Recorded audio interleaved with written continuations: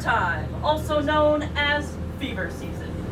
Those who could afford it, they would flee the city to escape disease and almost certain death.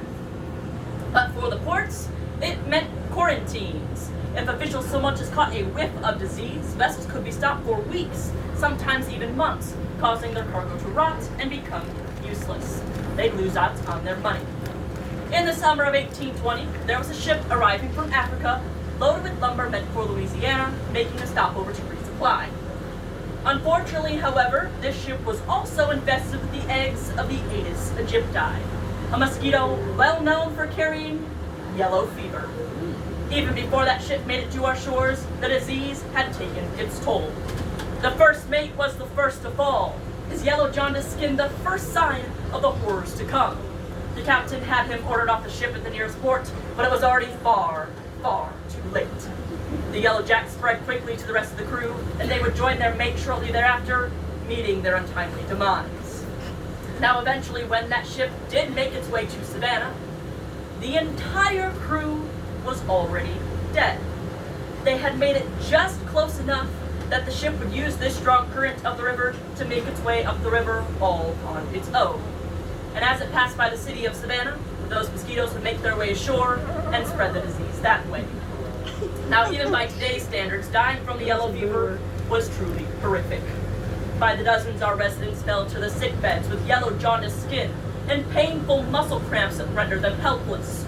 All the while they would spew black vomit and bleed from the eyes, ears, nose, and mouth.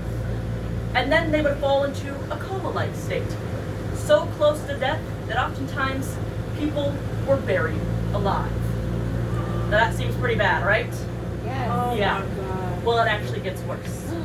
You see, the yellow jack, it was a tricky one, and it liked to play with its victims. Oftentimes, people would make miraculous recoveries, seeming as if they'd survived.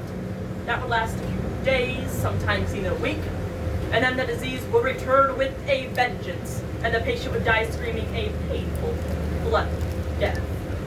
Now, doctors at the time, they tried to combat the disease as best they could. Mothers, imagine covering their children with squirming leeches to suck out the infectious blood. Fathers, imagine cutting open your loved ones to bleed out the bad blood. And medicine at the time? Potions made of tar and turpentine. Well, in the end, the yellow jack could not be stopped. And in that bloody summer of 1820, 1 in 7 of our population would get the disease, and for most, it would be their killer. Now, before that summer, we had known the disease by many names. The yellow jack, the American plague, and the stranger's disease.